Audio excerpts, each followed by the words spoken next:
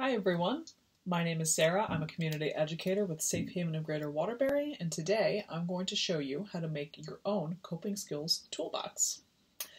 Coping skills are things that we do to help us feel better when we're angry, sad, anxious, or upset for any other reason.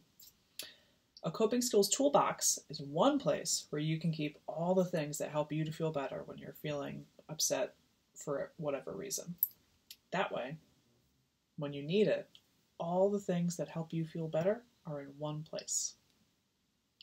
All you need is an old shoebox and whatever you might want to decorate it with. You can use wrapping paper, stickers, markers, glitter, even glue some of your own drawings onto the outside of your box.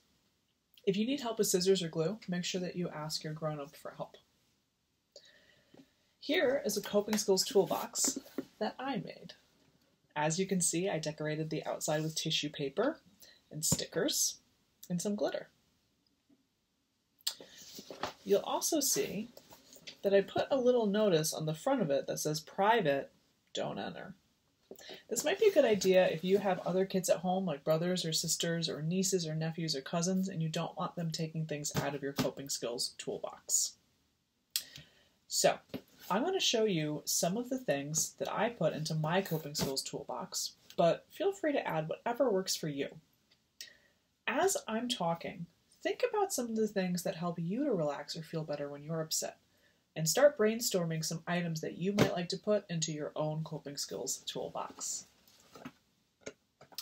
The first item I have in my toolbox is Play-Doh. Play-Doh is an excellent coping skill. You can squeeze it, you can pull it apart, you can even sculpt it to make art. The next item that I have is a picture of my dog and some of my friends' dogs. This is a photo that makes me feel happy whenever I look at it. If you have a photo of your family or your friends or someone who's really important to you in your life, or even a pet that you really care about, you can put a photo in your coping skills toolbox to remind you of that thing or that person that makes you feel happy. The next item that I have in my toolbox is a little football. And the reason that I have this football is because it is squishy. Sometimes when we're feeling upset, especially if we're feeling angry, having something to squish is helpful to help get some of our energy out. The next item that I've got in my toolbox is a friendship bracelet. Now you can see that I've already made my bracelet, but if making friendship bracelets is something that you enjoy doing and something that helps you to relax and feel calm, you can put all the materials that you would need into your coping skills toolbox. String, tape, whatever that might be. And that way you've got all your materials in one spot when you need them. The next item I have you might recognize from one of our other videos.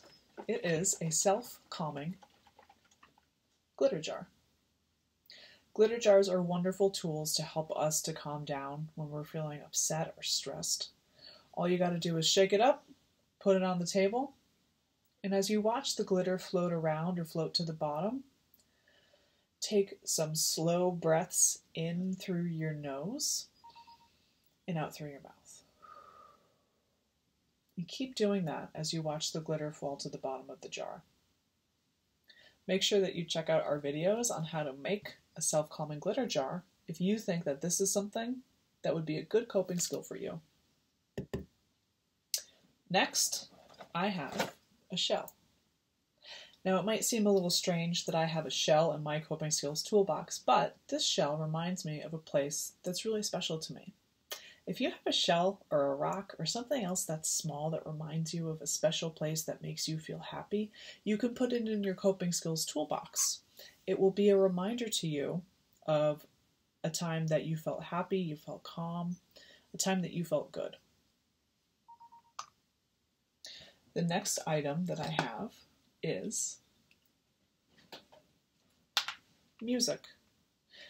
If you have a phone, you might already have access to music pretty easily from your phone. If you don't have a phone, ask one of the grown-ups in your family if they have an old MP3 player. Now I know that some of you are not old enough to remember these, but there was a time when we couldn't get music on our phones, so we had to use something separate. This is an old MP3 player, and I've got it in here with headphones so that if I'm upset, I can go into my toolbox, I've already got it there, and I can start listening to music that helps me feel better. Next, I have some paper and crayons. If you're somebody who likes to draw, if you're an artist, having paper and crayons or colored pencils or markers in your toolbox is a great idea. When you're feeling upset, you can draw out your feelings. You can draw things that make you feel happy. You can just doodle and draw designs. You can draw a picture of a pet or a friend that makes you feel better when you're upset. You can even draw about the thing that happened that's making you feel angry or sad. Sometimes drawing is a really good way to express ourselves. The next thing that I've got in my coping skills toolbox is a puzzle. If you like doing puzzles, puzzles are a good activity that help us to practice mindfulness. Mindfulness is the practice of really focusing on what you're doing in the moment that you're doing it. So right now, I'm focused on making a video. I'm not thinking about something that happened this morning. I'm not worrying about something that might happen later. I'm just thinking about what I'm doing. Puzzles are a really good activity to help us stay present in the moment that we're at and not worry about all the things that we're thinking about. The next thing I've got in my coping skills toolbox is a fidget spinner. If you like fidget spinners, if there's something that helps you to feel calm, this is a great thing to put in your coping skills toolbox. I've also got one of my favorite books. This is a fiction book, which means that it's pretend. And the reason that I like having a book in my coping skills toolbox is that I can read a story and I can be taken away and think about what's happening in that story instead of thinking about the thing that made me upset or the thing that made me sad. I can kind of get lost in the story instead of worrying about all that other stuff. Another thing that I've got in my toolbox is a notebook with a pen. If you're somebody who likes to write, or even if you don't like to write, sometimes writing in a journal can help us to feel better when we're upset.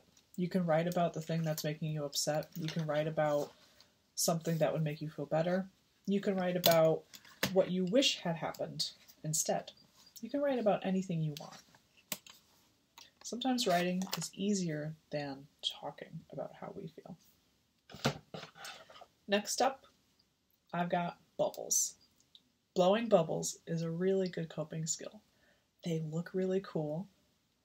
And when you're blowing a bubble, it actually helps you to make your breathing regular. You breathe in slowly through your nose, and then you breathe out through your mouth slowly when you're blowing a bubble. Just like with our common glitter jar, regulating our breathing can help us to feel calmer because it makes sure that we keep getting oxygen to our brain, which is something that's really important so that we don't start to lose control of the way we act. The very last thing that I have in my coping skills toolbox are coping skills flashcards. We'll do another video to show you how to make your own coping skills flashcards, but these are just a deck of cards with different ideas of activities that you can do when you're feeling upset that might help you to feel better. So all you need to do is take your cards, shuffle them, and pick one to try. So I shuffled my cards, and the one that I picked is write in my journal. So I might take a couple minutes, write in my journal, and see how I feel. If I'm still feeling upset, I go back to my deck of cards, and I pick a new one. This one I've got is write a letter. You can write a letter to somebody that you know, like grandma or grandpa, or you can write a letter to yourself. Try writing a letter to yourself and put it in your coping skills toolbox and don't open it for a long time. A couple months later, open up the letter and see what it says. What were you feeling that day? How are you feeling differently now? There's all different kinds of activities in these cards. Going for a walk, going outside to play sports or run around, sitting in nature, all types of stuff. But again, we will make another video to show you how to make your own deck of coping skills cards. So that's it for me. Thank you so much for joining me. Remember, these are just examples of things that you can put into your coping skills toolbox, but think about what works best for you. The box is for you, and it's important that the activities that you've got in there are things that are for you. Thank you very much for joining us, and stay tuned for more videos coming soon.